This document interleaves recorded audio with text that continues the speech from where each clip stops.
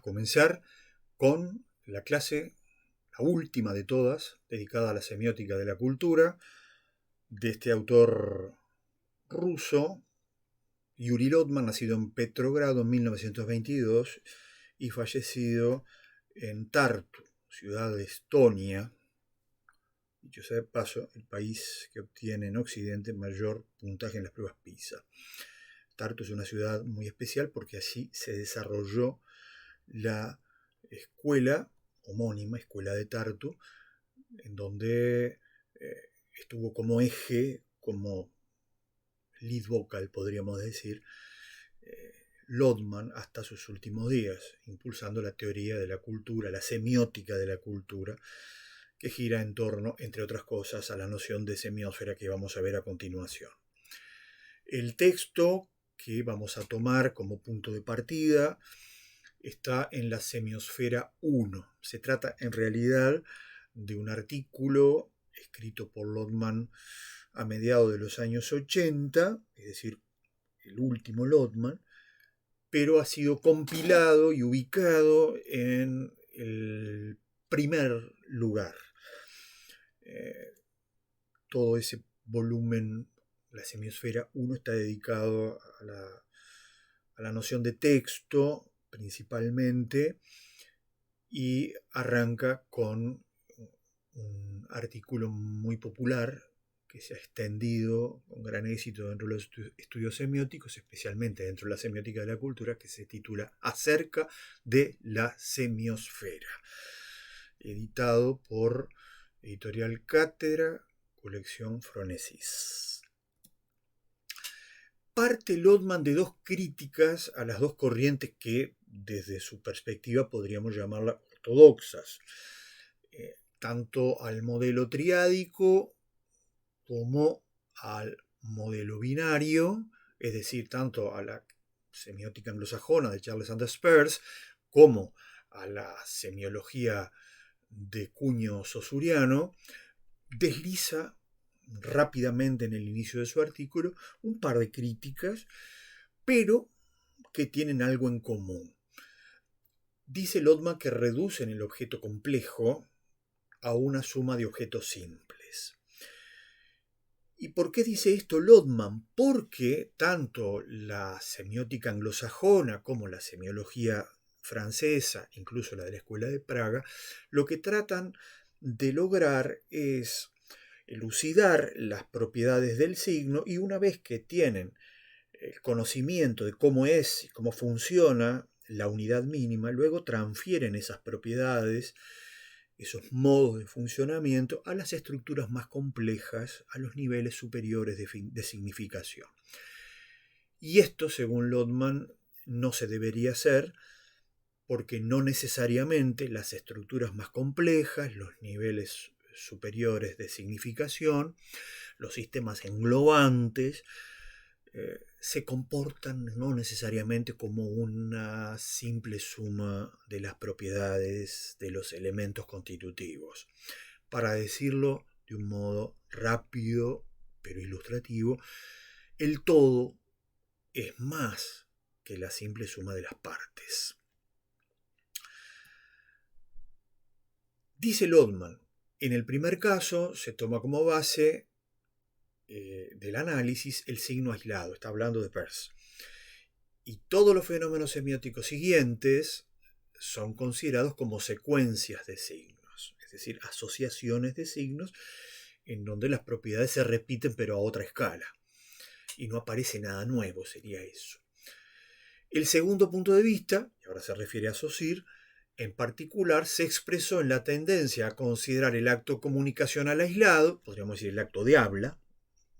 Recordemos que ese fue uno de los tópicos de Saussure, el intercambio de un mensaje entre destinador y destinatario, como el elemento primario y el modelo de todo acto semiótico.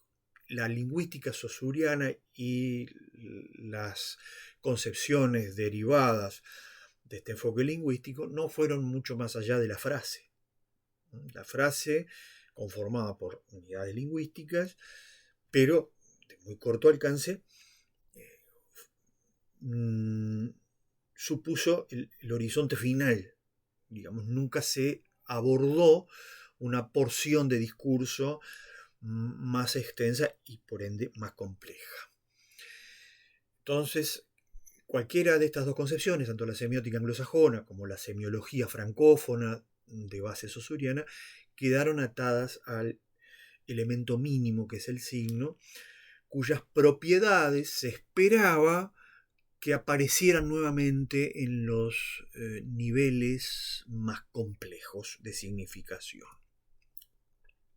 Algunas nociones que es importante tener en cuenta para adentrarnos en el terreno de la semiótica de la cultura de Yuri Lodman son las siguientes.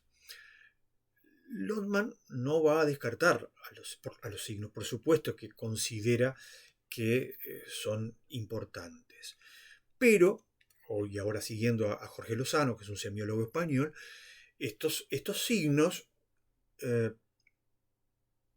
digamos que no van a ser el objeto predilecto, el objeto privilegiado por la semiótica. ¿Sí? Es decir, de lo que se trata es de situar el foco, de poner la mira no en el signo, sino en estructuras un poco más complejas. ¿Sí? Es decir, hacer un movimiento diferente al que hicieron los predecesores de las escuelas anglosajona y francófona. Luego, la semiosis. La semiosis es un término que ya había sido empleado por Peirce. Lodman lo retoma y no va a ser tampoco el único que lo va a retomar, pero es importante entender que en este caso comparte un enfoque dinámico con Peirce. No es que no le satisfaga absolutamente nada de Peirce. Hay algo que se rescata y es la noción de semiosis en tanto proceso de producción de sentido, proceso de significación. Y a veces en algunas páginas de Lodman vamos a encontrar procesos semiósicos, que sería lo mismo. ¿Sí? Y finalmente un concepto vital en Lodman, que es el de texto. El de texto es un concepto que en Lodman adquiere una significación especial. Si se tuviera que implementar un curso sobre las teorías del texto, seguramente un lugar destacado ocuparía la concepción lodmaniana del texto, en tanto memoria cultural. Aquí vamos a empezar a ver de a poco el enfoque que introduce Lodman. El texto es algo así como un fragmento de la cultura, pero que lleva en su interior los ADN de esa cultura a la cual pertenece. De manera tal que funciona como una memoria cultural a partir de la cual es posible la reconstrucción de toda la cultura. Por eso los historiadores o los arqueólogos que en cierta forma viajan al pasado, se encuentran con fragmentos textuales, se encuentran con una cultura muy fragmentaria. ¿Y cómo pueden lograr la reconstrucción total de esa cultura? Justamente porque los textos a los cuales acceden tienen ese ADN cultural, esa memoria cultural que permite hacer una razonable, satisfactoria reconstrucción. Y algo muy importante que a renglón seguido tenemos que decir es que todo texto, desde la perspectiva de Lodman, está codificado como mínimo 2 veces. Eso quiere decir que el texto se construye o se produce gracias a la intervención de 2 códigos o más.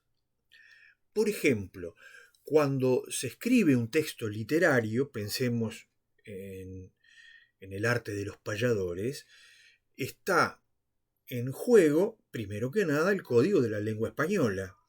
Si no se respetara ese código, por más que se introduzcan formas verbales propias del habla gauchesca, si no se terminara por respetar los aspectos más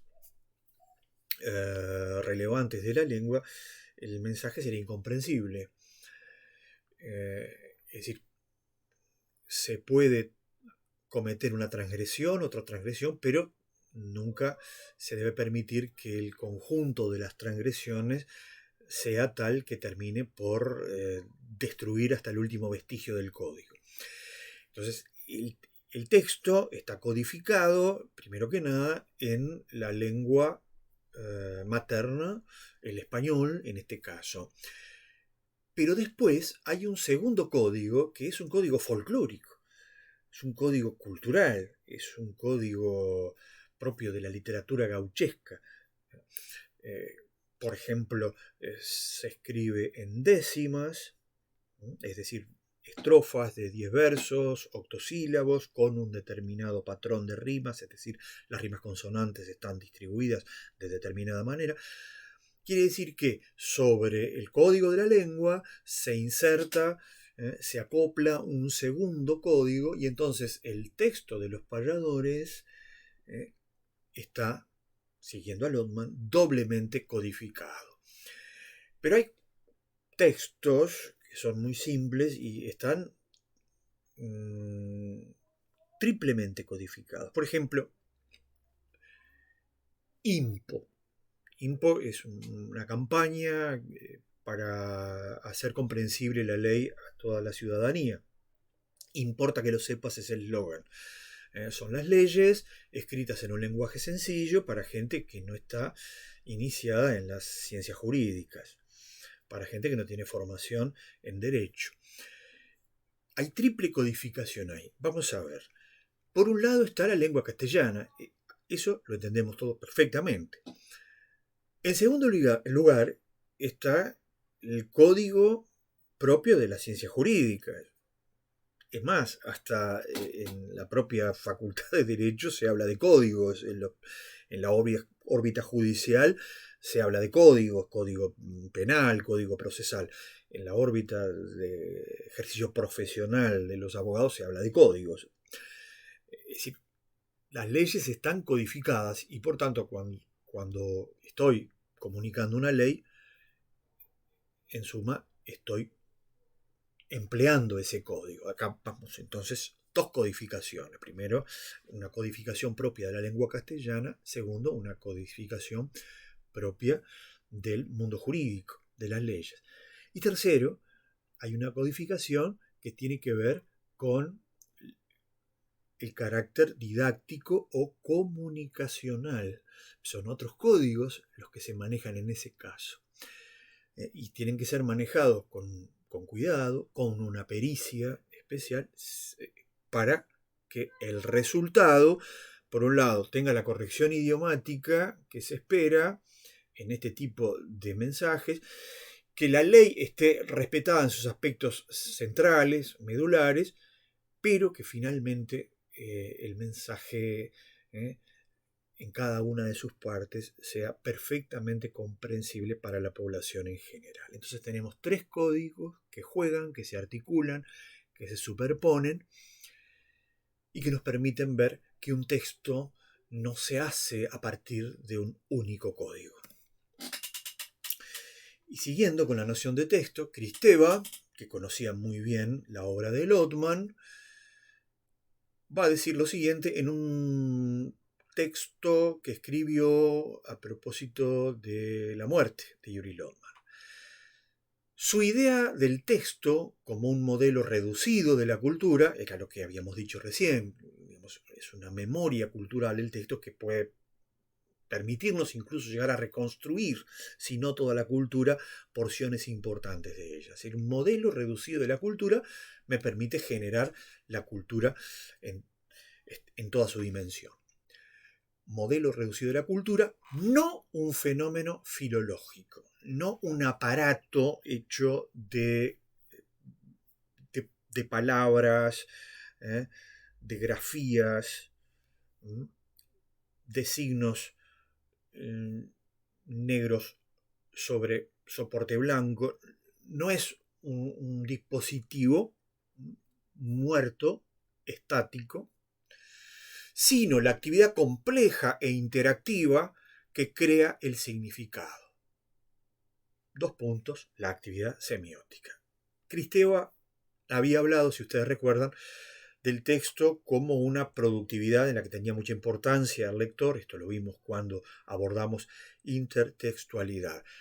Siempre en todos estos autores va a estar la idea del texto como una dinámica de producción, no como un producto acabado, sino como algo que está en proceso, en el que participa también en distintas medidas el lector, que lo actualiza, que le da vida, que termina de completar los significados. Esta idea, continúo, desplazó el foco de atención del texto a su periferia, sumergiéndolo en la historia y la sociedad, una idea que también habíamos abordado nosotros. Si el texto no es algo cerrado, sino que es algo más bien abierto, de código abierto.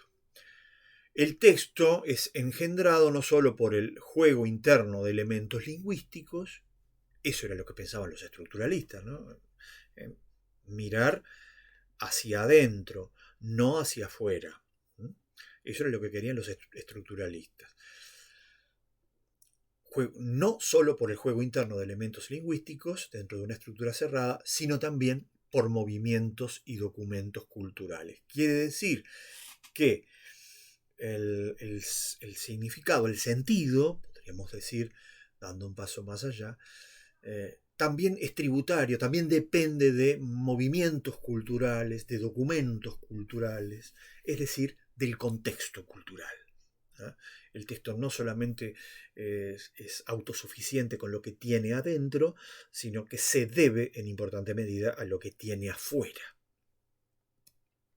Y eso es Lotman.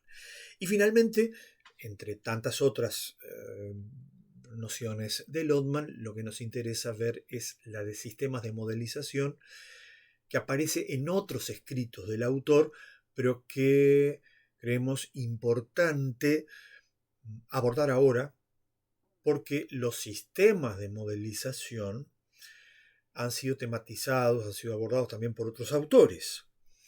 Y hay dos sistemas de modelización, hay dos tipos de sistemas de modelización, el primero de los cuales es la lengua, o sistema de modelización primario. Está en la base de todo y es el primer sistema de modelización que aprendemos a usar. Aquí no deja de haber una influencia de Bakhtin, como lo va a haber en otros momentos y aspectos de la obra de Lotman. Bakhtin hablaba de los géneros discursivos, que son esas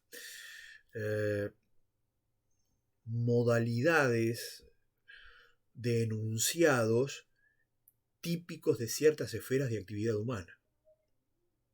Cada campo profesional o de oficios, o cada sector de la producción o ámbito institucional, o cualquier otro territorio en donde hay un tipo de actividad humana que se desarrolla allí, tiene ciertos géneros discursivos. Se expresan esas actividades a través de ciertos géneros discursivos que les son típicos, que les son específicos, por más que algunos géneros discursivos puedan caracterizar a distintas esferas de actividad humana.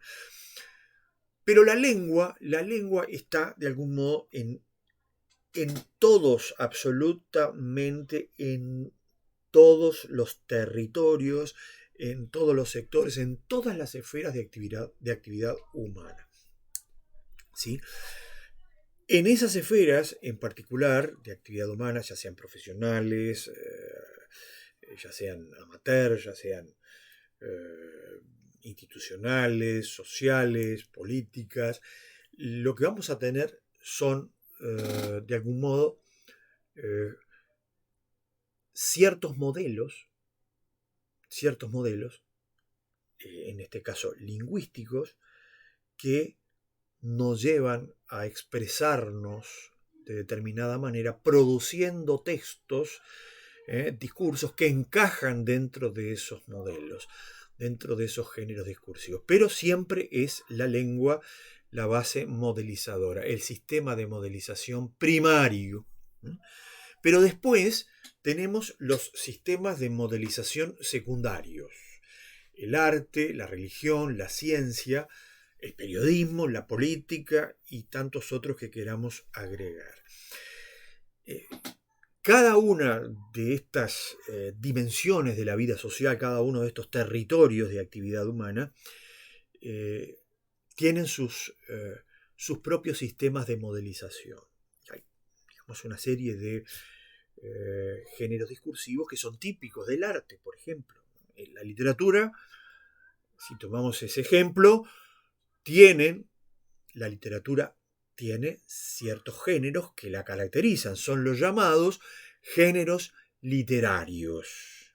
Son los llamados géneros literarios, por ejemplo, la poesía, por ejemplo, la narrativa, y además ahí tenemos la novela y el cuento, las obras de teatro, el ensayo, en fin, otros géneros que pueden aparecer como intermedios o híbridos entre estos que son los géneros preponderantes. Pero lo cierto es que si me dicen novela, inmediatamente yo pienso en el arte literario. Y esas formas de escribir, que obviamente se basan en la lengua, también, y fíjense que ya lo veníamos anunciando desde las diapositivas anteriores, también están codificadas por los sistemas de modelización secundarios. La religión, por ejemplo.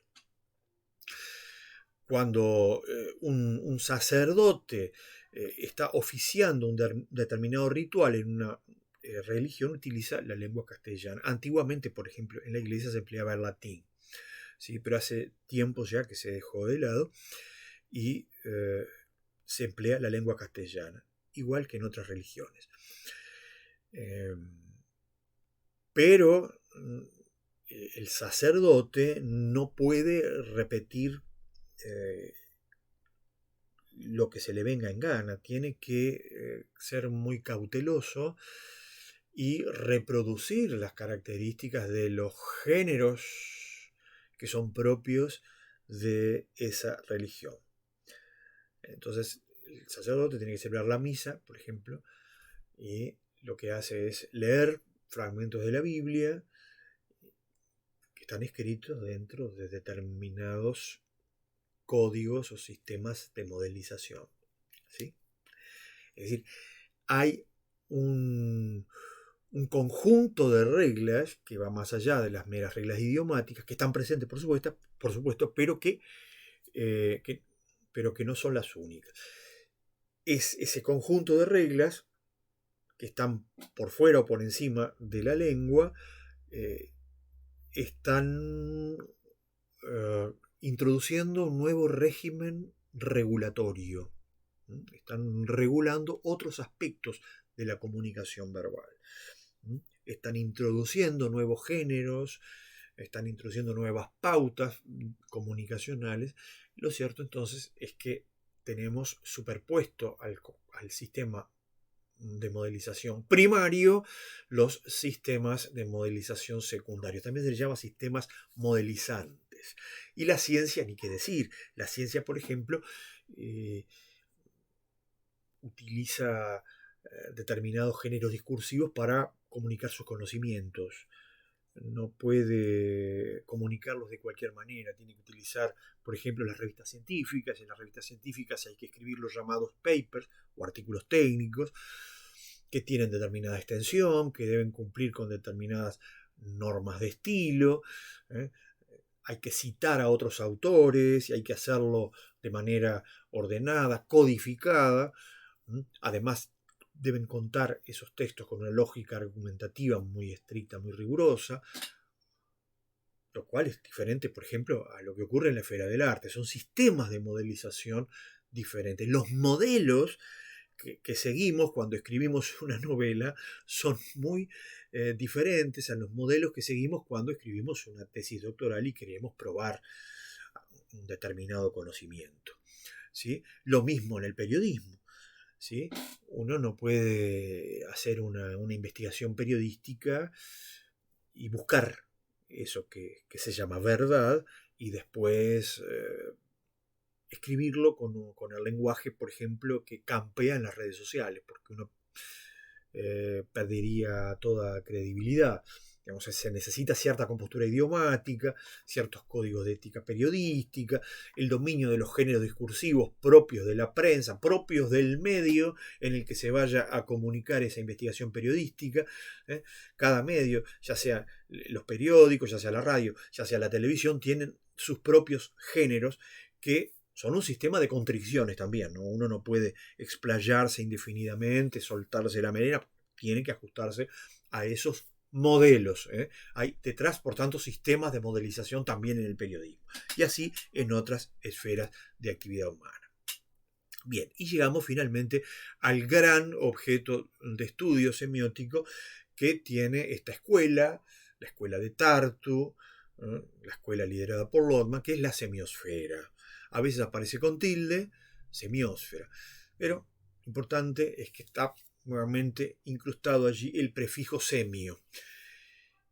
Y lo que vamos a notar, primero que nada, es que Lodman establece una analogía con la noción de biosfera de Vladimir Vernadsky. Vladimir Vernadsky es uno de los padres fundadores de la ecología y es quien acuñó este tecnicismo, biosfera o biosfera, para designar una especie de película viviente que envuelve al planeta. Esa es una de las caracterizaciones que retoma Lodman para intentar dar el sentido de unidad que esa biosfera tiene. No es una simple agregación de organismos vivos.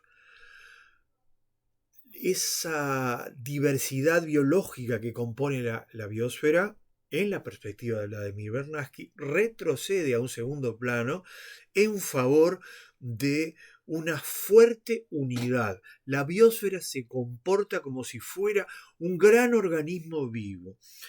Por tanto, se desdibujan los límites individuales de las distintas criaturas, de los distintos seres vivos, integrándose en una trama de interdependencias típicas de todo ecosistema. Y esta analogía con la biosfera va a significar todo un desafío para Lodman, porque va a intentar trasladar, como ustedes lo van a ver en el texto del autor, muchas de las cualidades o propiedades de la biosfera a la semiosfera. Por tanto, subrayamos, hay una fuerte analogía entre biosfera, que es el concepto matriz, y semiosfera, que es el concepto perteneciente a los estudios semióticos introducido por Lodman. ¿Sí? Lo que hay aquí es la búsqueda de una matriz cognitiva, de un modelo conceptual que nos estimule, que represente una especie de resorte heurístico para activar nuestra imaginación. Si no encuentro una forma de organizar los conocimientos en el terreno de la semiótica, si no encuentro una forma de entrar a la cultura para estudiar los signos, entonces voy a imaginarme, por ejemplo, que los signos, que los textos, que los sistemas de modelización se comportan de la misma forma que se comportan los organismos vivos en el seno de la biosfera. Entonces empiezo a trasladar, instalo una cantidad de correas de transmisión y trato de ir haciendo las adaptaciones y las correcciones pertinentes para que no sea una mera traducción de conocimientos de la biología a la semiótica. Pero en definitiva funciona así, esta analogía. Uno sospecha que Lodman fue más allá de la mera palabra. ¿Qué es la semiosfera? La semiosfera, bueno, es un espacio de significación que reúne todos los signos, textos y también vamos a colocar aquí los sistemas de modelización. En ese orden, ¿verdad? Signos, textos, sistemas de modelización. ¿Sí? Lo que tenemos entonces es como una jerarquía, del mismo modo que hay jerarquías dentro de un ecosistema. Y dice Lodman, esto es muy importante, la semiósfera es el espacio semiótico fuera del cual no es posible la existencia de semiosis. Si es la semiósfera, entonces allí habrá semiosis. Fuera de la semiósfera no hay semiosis. Solo al interior de la semiósfera, continúa el autor, pueden darse los procesos de comunicación y la elaboración de nueva información. ¿Sí? Esto es muy interesante. Lodman estuvo muy preocupado durante mucho tiempo con las teorías de la información, en especial con la propuesta por Jalón y Weaver, y también con los usos que de esa teoría de la información hizo Roman Jakobson, de quien era un admirador, y es consciente de que hay procesos de comunicación que se dan al interior de la semiósfera, y también hay elaboración de nueva información. No es solamente un trasiego, una transferencia de información ya existente, porque si no, nunca se producirían mutaciones en una semiósfera. Siempre estaríamos en un estado estancados. Digamos que la producción de nueva información es fundamental para la dinamización de la semiósfera. Es más, no hay dinamización de la semiósfera si no hay producción de nueva información. Y también va a decir Lodman que es una vasta construcción arquitectural que asume que el universo es un texto cuyo significado hay que descifrar. Esto parece un tanto traído de los pelos. ¿Cómo es posible que el universo sea un texto? Bueno, lo cierto es que muchos científicos sostienen que es posible tender un mapa completo del universo. ¿Sí? Digamos, un mapa que reproduzca hasta el último detalle la arquitectura, la organización, la estructura que el universo tiene. ¿Eh? Y ese mapa, cuanto más perfecto sea el mapa ideal, el mapa final, si me permiten, es isomorfo con el universo, es decir, tendrá la misma forma. ¿Sí? Ese es el ideal de mapa. El mapa tiene que tratar de reproducir las formas del territorio, porque si no es fiel a las figuras del territorio, a la morfología del territorio, entonces de poco me va a servir. Y el ideal de mapa es justamente el isomorfismo, igual forma, idéntica forma. Entonces, digamos que hay aquí un paso más allá de lo que veníamos diciendo al respecto de la semiósfera. Vamos a ver ahora dos propiedades. La primera es el carácter delimitado que toda semiósfera tiene. Antes, una pequeña aclaración. Muchas veces Lodman, por comodidad, no sé si cabe decir por descuido, tal vez porque esté empleando un término que todavía no ha logrado desarrollar en una teoría vasta y consistente, pero en fin, utiliza alternativamente la noción de cultura a la noción de semiósfera, es decir, que parecen ser nociones intercambiables. Lo que ocurre es que cuando habla de semiósfera, evidentemente, por el prefijo semio, está poniendo el acento en el aspecto semiótico que tiene la semiósfera, y por la terminación tomada de y por el origen ¿no?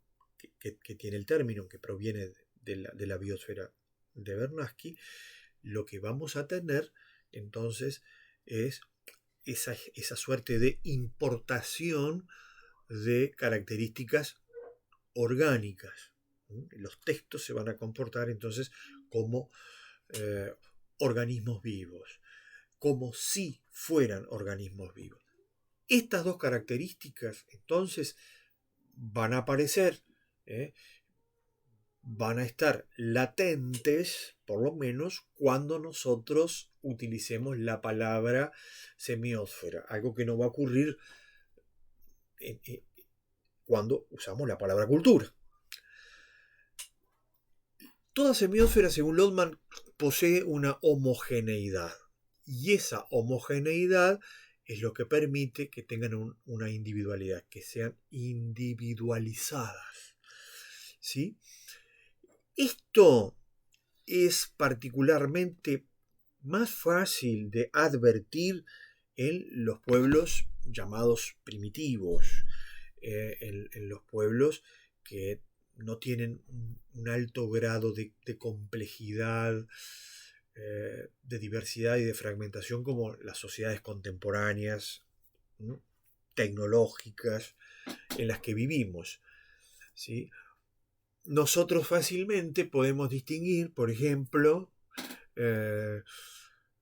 los pigmeos de los esquimales, ¿sí? Porque hay un conjunto de hábitos, de costumbres, la lengua, la organización familiar, los sistemas de creencias, todo eso es uniforme dentro del grupo que sea, dentro de los esquimales o dentro de los pigmeos, ¿sí? Entonces, al encontrar esa homogeneidad, al no encontrar, digamos, demasiadas desviaciones, al no encontrar aspectos heterogéneos que parezcan pertenecientes a otra cultura, bueno, entonces en la medida en que eso no sucede, yo individualizo a una semiosfera, la semiosfera de los esquimales, por ejemplo, ¿no? ¿Sí? Esa individualidad tiene que ver con la presencia de fronteras, dice Lotman, que separan la semiosfera de lo no semiótico y de lo alosemiótico. Primero que nada, esas fronteras son de carácter no territorial, no necesariamente territorial, sino más bien de un carácter abstracto y semiótico. Son fronteras no de un territorio físico, sino más bien de la semiosfera, es decir, de una construcción de tipo semiótico. ¿Sí? ¿Y de qué separan? ¿Qué división establecen las fronteras de la semiosfera? Separan lo que tiene carácter semiótico de aquello que tiene un carácter no semiótico. Por ejemplo, cuando el hombre llega a la Luna, se encuentra con un territorio absolutamente desconocido, con una especie de más allá, ¿sí?, que se ofrece al conocimiento del hombre, pero que aún no ha sido susceptible de ser conocido. Está empezando a conocer ese territorio espacial extraterrestre. Y por tanto, podríamos decir que en la medida en que todavía no lo conoce, en la medida en que recién está iniciando su conocimiento, se presenta como no semiótico.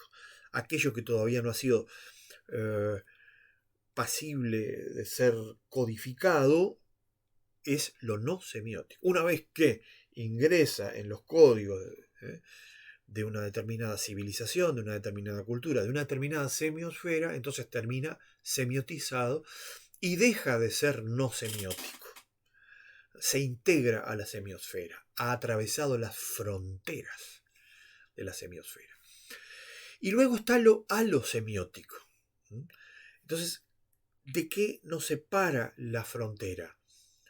No solamente de lo no semiótico, nos separa también de lo alosemiótico. ¿Qué es lo alosemiótico? Lo alosemiótico es aquello que tiene naturaleza semiótica, pero que para nosotros es desconocido.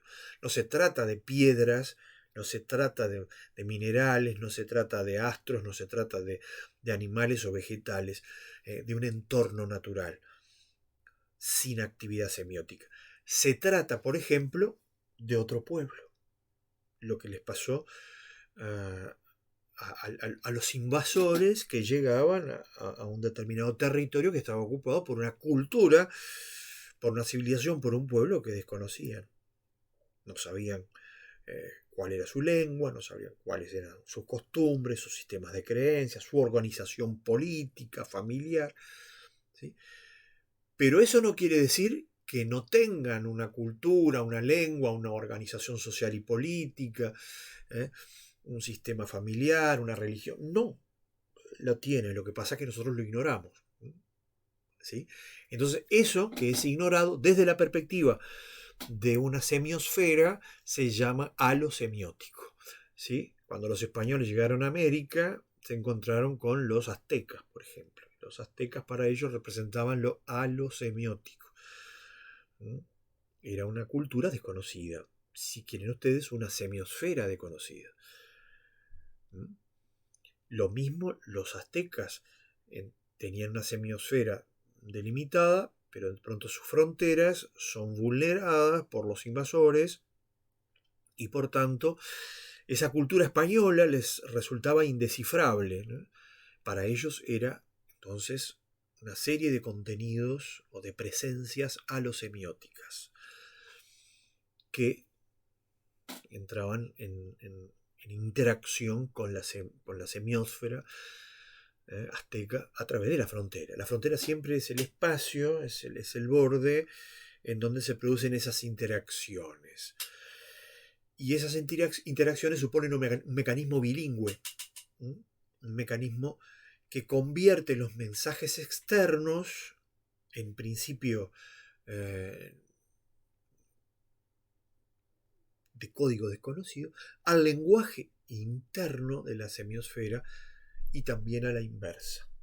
De manera que ese mecanismo bilingüe es indispensable tanto para el ingreso de la información como para la salida de información. ¿Sí? Toda frontera entonces siempre es bilingüe al menos bilingüe. ¿Y cuál es la función que cumple la semiosfera? Traducción y filtrado. ¿Sí? Esto debe haberlo tomado Lodman casi con toda seguridad de las fronteras de la célula, ¿no? Imagínense ustedes, una célula es un espacio delimitado que tiene una cierta homogeneidad interna, ¿sí? Y por eso, al estar envuelta en una membrana celular, nosotros la individualizamos, decimos una célula, y podemos diferenciarla de otras células, ¿sí? Pero esa membrana es permeable, esa membrana celular es permeable, tanto para la glucosa, por ejemplo, que es necesaria para obtener energía, como para factores o agentes nocivos, como por ejemplo un virus. El virus penetra a través de esa frontera celular, que es la membrana, y bueno, y parasita a la célula en su interior, ¿no? En este caso, el filtrado resultó defectuoso, pero normalmente lo que hay es una traducción. Cuando se pasa a través de esa frontera, hay una serie de cambios y lo que ingresa comienza a volverse compatible con lo que está adentro. Y aquellas cosas que no son compatibles, que no pueden ser asimiladas, se filtran, digamos, no se filtran, se filtra lo que sí y lo que no es compatible se deja fuera, ¿no? Esa es la función selectiva de toda frontera, de toda membrana. Bueno, Lodman da una serie de ejemplos de cómo los imperios muchas veces llegaban a un acuerdo con los propios pueblos conquistados para que se ubicaran en las fronteras, en la linde del imperio, y ellos mismos oficiaran de filtros y de traductores, ¿no? Es decir, la frontera es una zona que en cierta forma pertenece al interior, pero también al exterior. Pero también al exterior. Da una serie de ejemplos también de los bárbaros y de otros casos. Y dice Lotman, un determinado espacio cultural, al ensancharse impetuosamente, introduce en su órbita colectividades, es lo que veníamos diciendo, estructuras externas, ¿sí? Y las convierte en su periferia. Allí se asientan, formando en este caso una verdadera frontera territorial, ¿no? Están en la linde del imperio, esos pueblos, esas villas, esas aldeas, y de un lado está una semiosfera, del otro lado está la otra semiosfera. Eso estimula un impetuoso auge semiótico, cultural, atento. ¿Sí? Esas zonas de inestabilidad y de conflicto, podríamos agregar nosotros, lo que generan entonces es un auge semiótico, cultural y económico de la periferia, que traslada, luego diríamos, al centro sus estructuras semióticas, suministra líderes culturales y, en resumidas cuentas, conquista literalmente la esfera del centro cultural. ¿Sí? Es decir, lo que aparece en la periferia no es algo inocuo, no es algo inofensivo, sino más bien es un estadio de crisis, un espacio de productividad, donde justamente por la interacción de códigos externos con códigos internos, se produce allí una chispa creativa, y como consecuencia de eso hay una suerte de amenaza hacia el interior de la semiosfera que es mucho más estable. ¿Sí?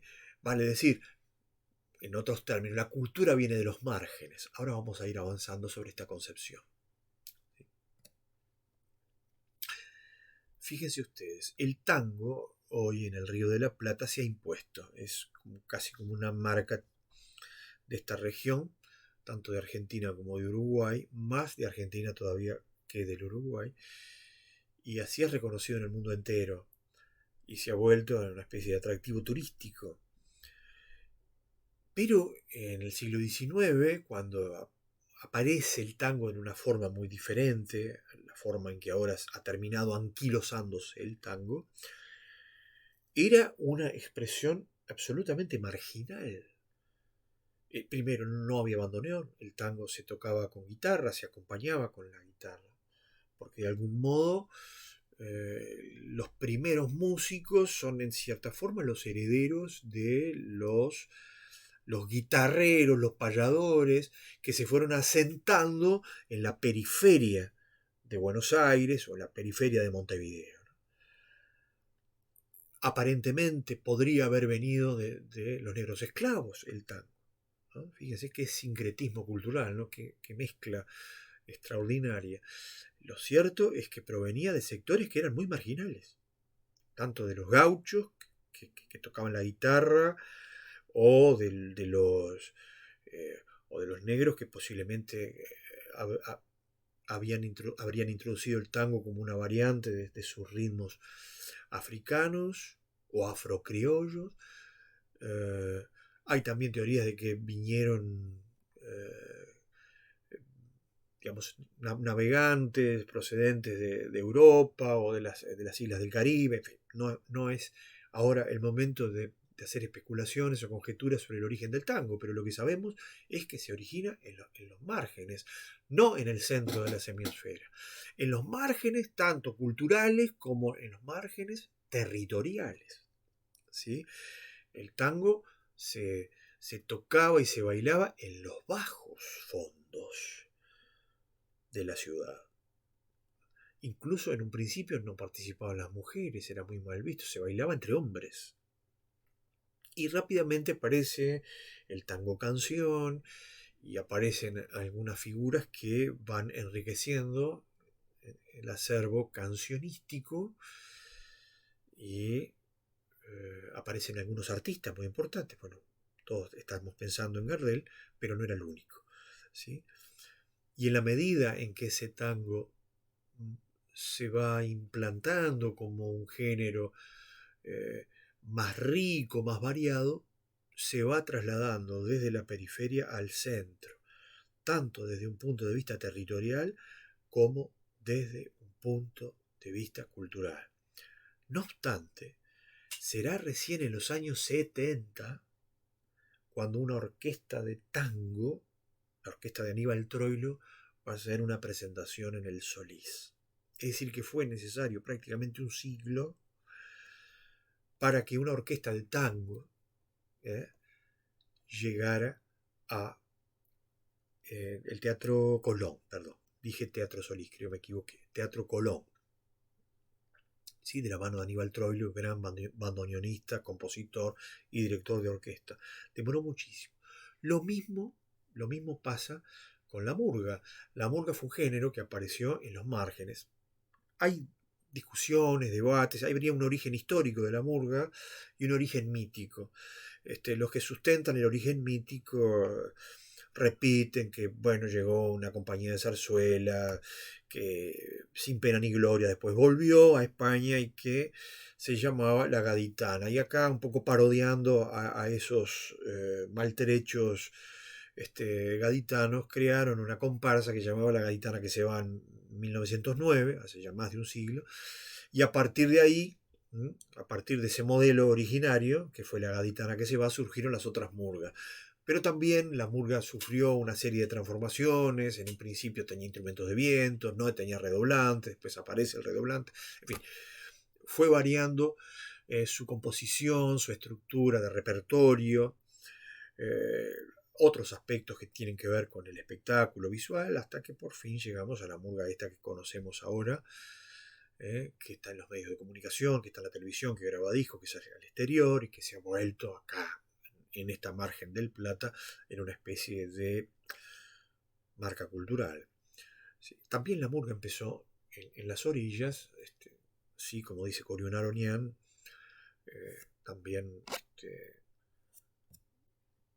se, eh, se originó en el siglo XIX, un principio también un tanto incierto, probablemente conformada por músicos de bandas que salían a tocar serenatas o alegrar las noches carnavalescas con su música, a veces un tanto improvisada, en fin.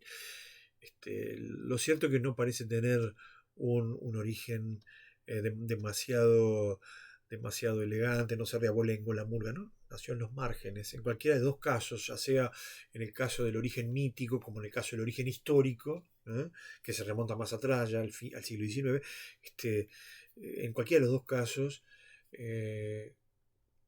tenemos una murga que nace en los márgenes. Incluso el origen mítico persiste en asociar el canto murguero de emisión nasal, por lo menos el canto tradicional, a la inclusión de muchos canillas, porque los canillas o canillitas emitían la voz como un soplido nasal que lo que hacía era transferirle esa sonoridad tan peculiar al coro de murga. Y otros lo que hacían era imitar eso, y después quizás se producía un efecto similar al de las barras bravas, en donde cada componente de la barra brava imita el sonido general que produce ese gran coro de tribuna, ¿no? Con lo cual hay una especie de retroalimentación, ¿sí? En cualquiera de los casos lo que tenemos entonces es una posición inicial marginal, está situada en la periferia, ¿sí? Pero en cualquiera de los dos casos también lo que tenemos, sea la murga o sea el tango, un movimiento desde la periferia hacia hacia el núcleo de la semiósfera, ¿sí? Lo que, lo que no hay es un estatismo. Puede haber, como dicen algunos autores, momentos eh, de irrupción de una determinada innovación técnica o estética, y luego ciertos momentos estacionarios o donde la evolución se desenvuelve de manera paulatina, casi imperceptible, ¿sí? Pero lo cierto es que hay un desplazamiento, ¿sí?, del centro hacia el centro desde la periferia, ¿no?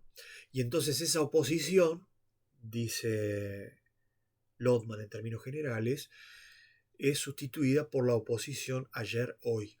¿Sí? Hay una equivalencia. El, digamos, lo que ayer estaba en la periferia, hoy está en el centro. Eso pasó con el tango, pasó después con la murga. En cada caso hubo una evolución particular que sufrió avatares singulares. Y va a pasar quizás con otras cosas. Como por ejemplo la cumbia villera, porque no hay ningún género hasta el momento que no haya sufrido ese tránsito. Tarde o temprano hay una absorción, una asimilación por parte de los códigos del centro, de la periferia, del centro que toma códigos de la periferia, y eso se presenta como un fenómeno prácticamente inevitable, ¿no? ¿Sí? Bien, y finalmente lo que tenemos es una irregularidad semiótica, ¿sí? Primero habíamos hablado de una homogeneidad. Claro, si hablamos de una semiosfera recientemente, quiere decir que hay algo que es más o menos homogéneo que nos permite reconocerla como una individualidad. Porque si no hubiera un atisbo de homogeneidad, entonces reconocer esa individualidad sería imposible. Pero no tenemos que confundir la homogeneidad que venimos de explicar de lo que Lotman llama la irregularidad semiótica, ¿sí? Una de las cosas que dice es que de la posición del observador depende por dónde pasa la frontera de una cultura dada. Y pone énfasis en esto, diciendo que desde adentro de la semiosfera, desde el interior de una semiosfera particular, uno puede percibir algo como no semiótico, como algo totalmente ajeno a la semiosfera. Pero un observador que estuviera en otra posición fuera de esa semiosfera, quizá lo perciba distinto, lo perciba como parte de la periferia de la semiosfera. ¿Por qué? Porque desde el centro de la semiosfera quizás se segregue a lo que está en la periferia y se lo anule, se lo ignore, se lo excluya, ¿sí? Si uno lee libros de historia, va a ver que, por ejemplo, es muy común encontrar dentro de las manifestaciones de los pueblos, de las civilizaciones del pasado, las artes, ¿sí? La literatura, la pintura, la escultura, la música. ¿No? Pero hay otras cosas que no aparecen, ni siquiera mencionadas, ¿no? Agatas, a veces las artesanías. Nunca, por ejemplo, nos hablaban de la cultura popular. El que hizo un estudio de la cultura popular fue Bakhtin, que fue su tesis doctoral. Hizo un estudio de la cultura popular en la Edad Media y en el Renacimiento a través de las novelas de François Rabelais, ¿sí? Entonces quiere decir que había otras manifestaciones culturales, históricas, que iban más allá de las artes tradicionales, más allá de las bellas artes. Quiere decir que la semiosfera tenía una porción que estaba ahí en el límite, ¿no? Pero que desde adentro no se la consideraba como algo deseable. no se la consideraba como una parte significativa de, del núcleo de la semiosfera, ¿sí? Pero para un observador externo que, que, que llega a esa semiosfera, ¿sí? Lo que percibe es que todo forma parte de la misma semiosfera. Él no tiene motivos para discriminar, segregar o recortar esas manifestaciones populares, ¿no? Periféricas, ¿no? Entonces, lo que tenemos es una irregularidad semiótica, porque la semiosfera tiene distintos tipos de procesos semióticos o procesos semiósicos, ¿sí? Y hay estructuras nucleares, ¿no?, que son las que tienen el potencial de generar un discurso que describe lo que está en la periferia, ese mundo amorfo, ese mundo que no ha cobrado forma todavía, o que se presenta aparentemente como amorfo. Entonces, esas estructuras nucleares tienen la capacidad de describir a ese orillo, podríamos decir, periférico, amorfo, y también la capacidad de autodescribirse. Acá hay una función hegemónica. Hay una función hegemónica, ¿sí? Entonces, es esto en lo que consiste esta irregularidad semiótica. La capacidad, el potencial que tienen ciertas estructuras nucleares de establecer un mapa de toda la semiosfera, incluidos ellos mismos, ¿no?, los que están formando parte de esa estructura nuclear. Y describen a su vez, desde su perspectiva, ¿sí?, el mundo amorfo de la periferia, donde no existen quienes tienen la virtud o la facultad de poder suministrar una autodescripción, ¿no? Esto tiene posiblemente su origen en dos distinciones que vienen de la antropología, la perspectiva emic y la perspectiva etic, ¿no? Es decir, los antropólogos tenían la facultad de describir al mundo de acuerdo a categorías que ellos imponían, que ellos desarrollaban, pero esas descripciones, con esas segmentaciones, con esas categorizaciones propias de la antropología, no eran compartidas por el pueblo que resultaba descripto.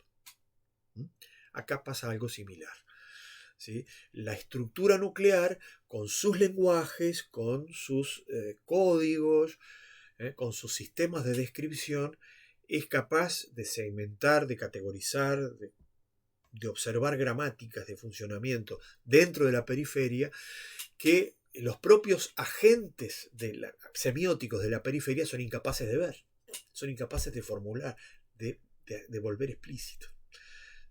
Bien, esa irregularidad entonces es interesante porque es algo que se da al interior de la semiosfera, sobre todo en las semiosferas complejas, sobre todo en la actualidad.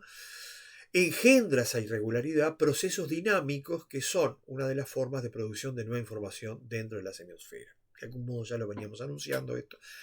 Porque existe irregularidad, ¿no?, porque existen asimetrías, diferencias internas,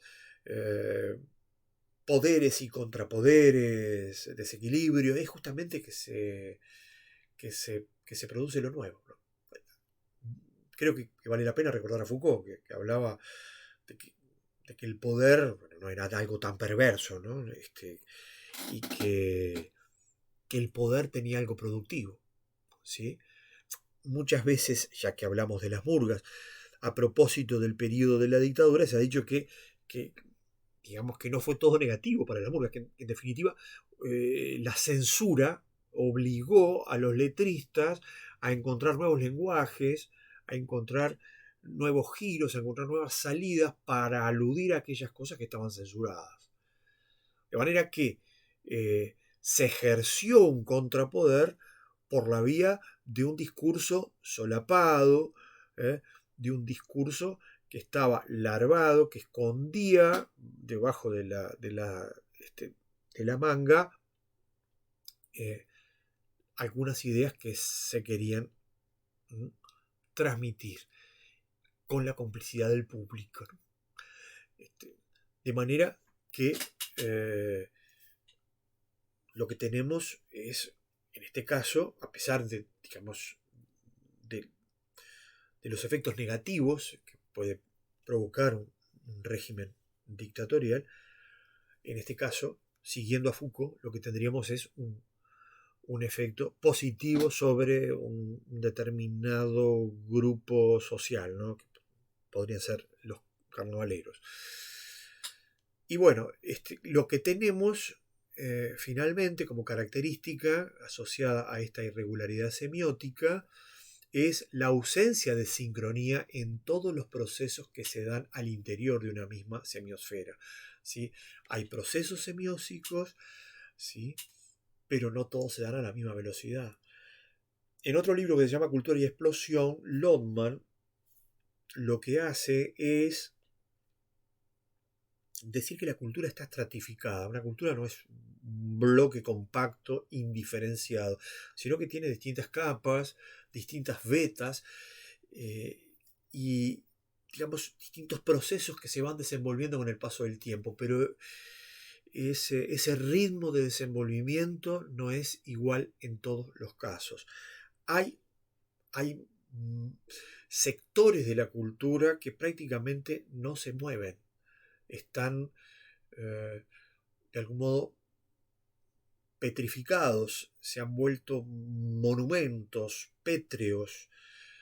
La cultura oficial, sobre todo, cargada de símbolos, no admite reformulaciones. De hecho, hubo un gran debate, por ejemplo, cuando el zurdo Ovezio cantó el himno nacional. ¿Sí? Es decir, alguien proveniente de géneros periféricos o de origen periférico como la murga, de pronto hace una versión del himno nacional musicalizada, orquestada por Jaime Ross, y bueno, fue aceptado por gran parte del público, pero hubo algunas voces disidentes que no terminaron de decir que sí a esa presunta innovación. ¿Y eso por qué? Porque los procesos de la periferia, los procesos semióticos periféricos, son más dinámicos que los procesos del centro, las estructuras nucleares, en donde la cultura parece estabilizada, parece anquilosada, parece petrificada, ¿no? Y no admite fácilmente la asimilación de códigos que proceden de la periferia, ¿no? Entonces lo que hay es una ausencia de sincronía, mientras que la periferia es un lugar inquieto, chispeante, inestable, donde se produce permanentemente nueva información. En el centro lo que tenemos es una especie de quietud, de quietismo, y por tanto distintas velocidades de desarrollo en estos procesos. En esto consiste entonces la irregularidad semiótica, ¿no?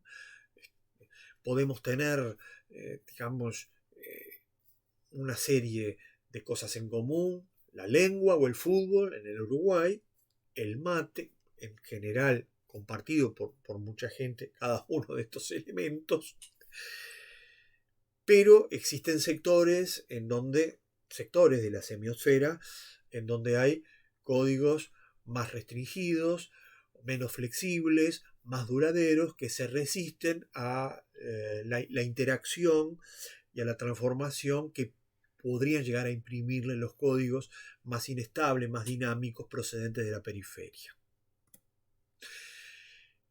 Como lectura de carácter obligatorio, lo que tenemos es el artículo que veníamos glosando, titulado Acerca de la semiosfera, de Yuri Lodman. Primer artículo que figura en el primer libro de la trilogía, que es la Semiosfera 1. Y después le dejo dos links de un semiólogo español, Jorge Lozano, con dos interesantes artículos muy claros, muy ilustrativos.